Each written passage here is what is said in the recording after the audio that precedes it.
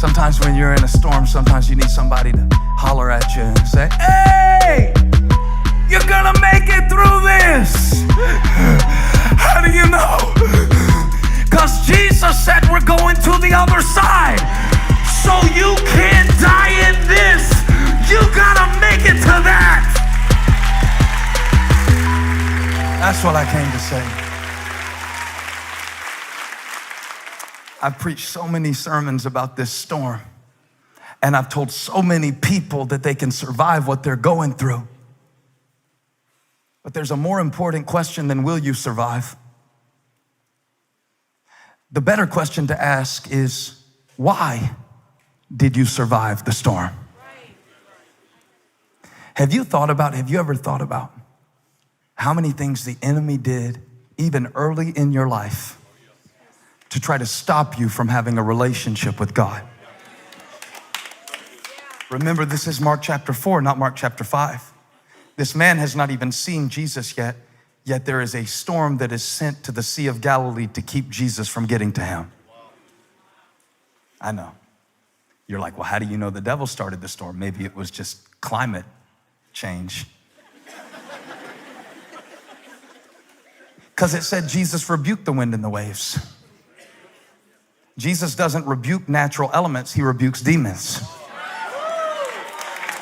The same demonic oppression that was oppressing that man was in that sea trying to stop Jesus from getting to the man.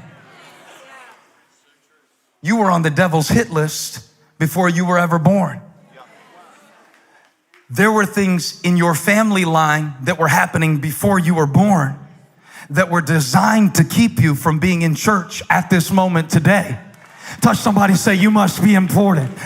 Because in spite of all the storms that had your name on them, in spite of all the winds and the waves and the hurricane forces, in spite of every attack, look at you in church. Look at you clapping. Look at you taking notes. Look at you praising God. Look at you believing for a brighter day. Look how you made it. You must be important. You survived.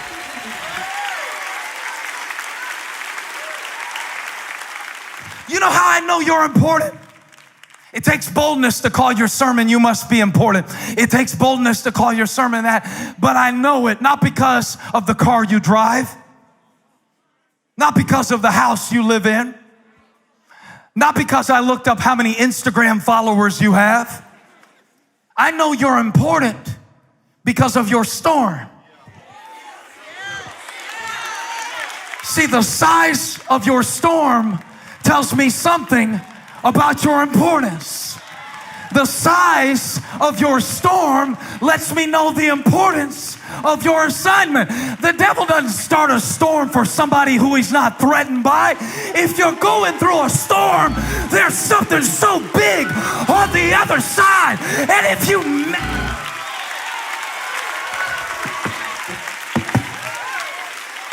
high five 3 people, say, you must be important. Because that big bad devil's been huffing and puffing, and he thought he would blow your house down, but the trial just served to prove your foundation. Come on, my house is on the rock. I can't.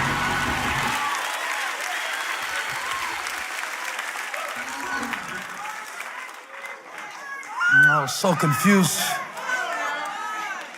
for so long. I thought the storm meant that God had left me, you know?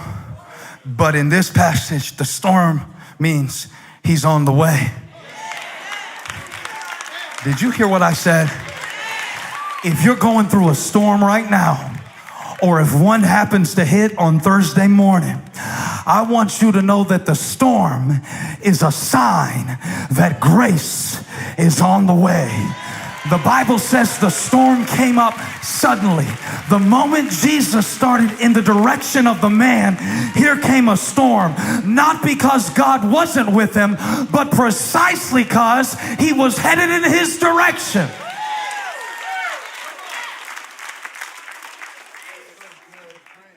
All right. So if that's true, if what I just said is true, that there is a storm that proves, nobody attacks what isn't valuable. I promise you, if I went to play game 7 today, LeBron wouldn't guard me. I promise you, they would let me run all around that court and do whatever I wanted to do. They would hand me the ball gladly. You only guard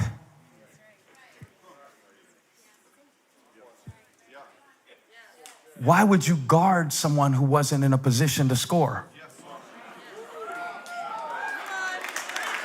I know you're important. Look here, Brooke, when I prepared this message, I was like, everybody won't get this message because they'll do this thing. When I get to this man called Legion and I say he was living among the tombs and cutting himself with stones, they would disassociate themselves and say, well, I got some problems, but I'm not that bad. And when he says, my name is Legion, they'll back up off of him and they'll disassociate in the text and they'll say, well, I'm like the disciples going through a storm, but I'm not the man called Legion. Really? Are you so sure? Because it said he lived among the tombs. So you don't go to dead places? Are you sure? Are you sure this isn't you? Somewhere in here, it may have a different demonstration, but it's the same dynamic. Because it said they would try to chain him up, and he would break the chains, and they couldn't hold him anymore, and he would hurt himself. Are you telling me there's no area of your life where you're out of control?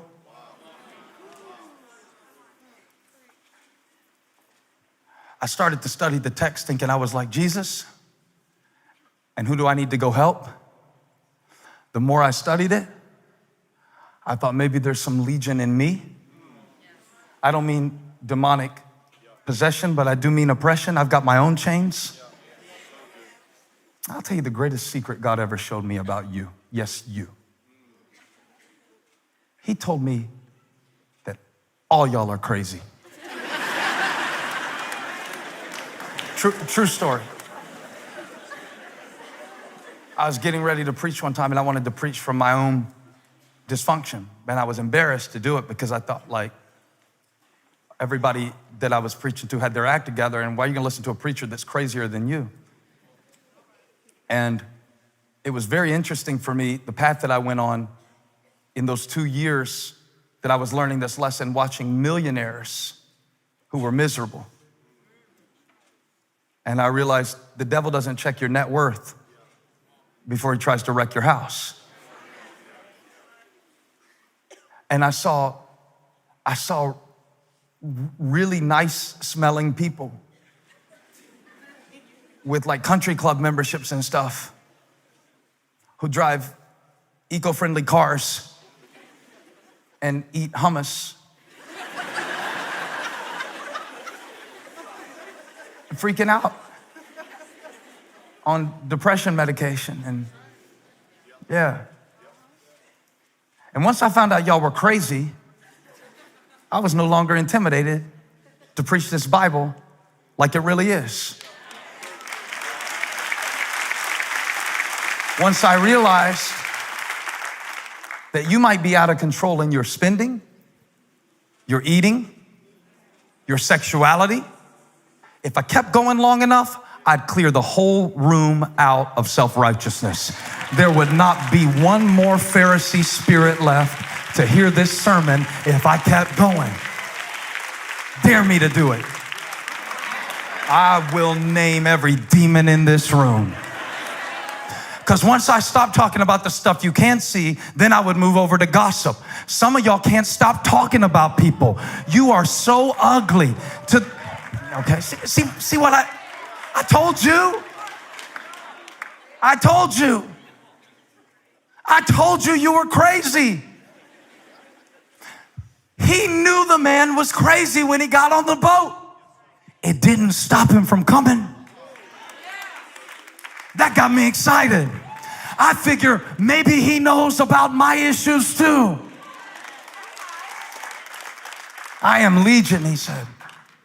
Legion is 6,000 foot soldiers. That's a lot of demons. Jesus said, what is your name? You know my name. Do you know yours? Do you know who you are? Or do you have so many different personas? You know, because we're all legion. We're all a little bit of legion. There are many me's. Somebody told me that Abby looks just like me. They said, she's your mini me. I was like, you don't know how true that is. There are many me's. Huh? There's online you. There's Sunday morning you. That's the only one I ever get to see. But then I found out there's a Friday night you. Don't make me interview your spouse, please. I will pull them up here and give them the mic. There's a you only she knows, he knows. There's a you that only you know. There's a you that cries out day and night. You don't cut yourself with stones. I understand that. But sometimes you inflict pain on yourself and you can't stop it. And you don't even know why you keep pushing people away. You've been living among the tombs so long. Somebody's tomb is the mall. Somebody's tomb is pornography. Somebody's tomb is an addiction that if we named it in the room, you'd think surely that person wouldn't come to church. You'd be surprised how quick the demons run to Jesus. Those demons ran before Jesus and fell before him and said, don't make us leave. We got it like we want it here. We got these people on lockdown. But they knew that this man was important to Jesus. And they knew that they were about to have to vacate the premises of this man's personality and his psychology. And they knew that someone strong enough to subdue them had finally showed up in the region of the Gerasenes. Because you've tried everything else and you've run to everyone else. But I declare today, you are in the presence of a greater grace. And what works couldn't do, and the law couldn't do, and chains couldn't do, and shackles couldn't do, God's about to do it in your life. Grace can do what chains can't do.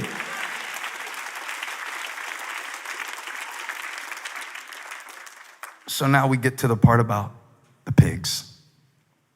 We hadn't even got to the pigs yet. The pigs are the most important part. This is the part where I'm wondering why the demons wanted to get inside the pigs. And on the surface, I understand that the devil never wants to give up any ground. You understand, once he has established a foothold, how many of you don't believe in the devil? I want to see who hadn't had kids yet. That's all I'm trying to do. He doesn't want you to be the first one in your family not to need drink to feel good about yourself. He doesn't want you to be the first one in your family to be able to stay stable in a relationship rather than running around. So what does he want? He wants to stand guard in the area, and this is a brilliant strategy. I got to give it to these devils. The devils are smarter than a lot of church people. They know how to get in formation. They know how to accomplish a purpose. And they know how to discern what is valuable. This is it. Stay with me. Are you with me? Come on, we're on something. Are you with me? Lean into this word. The word you resist is the one that you need. Jesus is in this house. The presence of God is in this place. The power of a mighty God is in this moment. Now, so Jesus says, you gotta go. Let that man go. He's important to me. I went through the storm to get to him. I went through the thunder and the lightning to get to him. I went through bucketfuls of water bailed out of Peter's boat to get to him. I came 2 hours across the Sea of Galilee, and I've only got 3 years to change the world. This man is a VIP. I know everybody else has forgotten about him, but I want him. Now, let me say something real quick.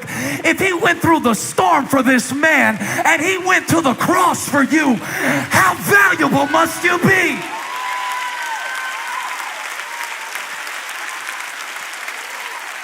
How much is your life worth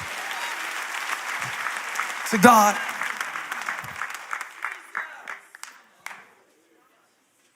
And Jesus said, okay, you can go into the pigs. And they went into the pigs. And then they made the pigs drown. Because the demons know two things. One, pigs can't swim, but we all know that. What the demons know that we don't know? I think the demons understood that the people in the region cared more about the pigs than they did about the man. This is 2,000 pigs. This represents a significant part of the portfolio of these pig owners. This is a region that is known for raising pigs. So what does the enemy attack? Whatever you value the most.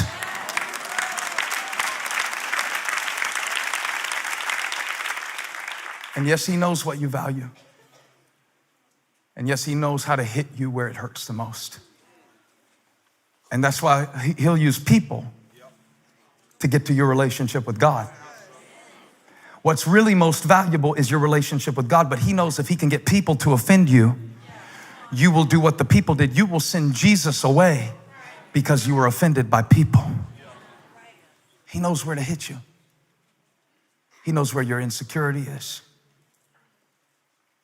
He knows your playlist, what you say to yourself about yourself. He knows your proclivities, your perversions. He knows what makes you feel ashamed. So he hits you there to make you lash out in anger. He knows how to keep you bound. And since he couldn't stay in the man, the devil went into the pigs. If I kill the pigs, they'll send Jesus away. Let me hurt Job. This is when the devil had a meeting with God. He said, I've been going to and fro looking for somebody to devour. And God said, have you checked out my boy Job? Job's a bad dude. Yes, he is. This is an updated translation. It's a little more modern. Probably says it in your Bible. And the devil said, he's only serving you. He's only serving you because his herd is still intact. Let me touch his body. Let me touch his children. The enemy will use anything to get to your faith. What he's after is your relationship with God. But he will use the pigs to get you to push away the presence of God. He knows exactly where you're vulnerable. Guess where you're the most vulnerable? Wherever you place the greatest value. These pigs were worth $2 million in modern money. He said, if I can get in the pigs and make the pigs drown in the water, the people will be so afraid because they lost their pigs that they will send Jesus away. I wonder where the enemy attacked you. I bet it was in the place of your greatest value. But guess what? I got good news. He only attacks what's valuable. So if he has attacked you lately, get ready to shout. Guess what that means about you? You must be important. Oh God, the devil knows more about your destiny than you do. There must be something on your life. Can I preach this like God gave it to me? God said some of you are breaking generational curses and you don't even know it. And that's why it's been so hard. And that's why it's been so strong. And that's why it's been so dark. Because you're so strong and you're so positioned and you're so important to his purpose. Hey, thank you for watching. Make sure you subscribe to this channel so you don't miss a single video or live stream. And share this video with a friend. And don't forget, you can join me live every Sunday. Thanks again for watching.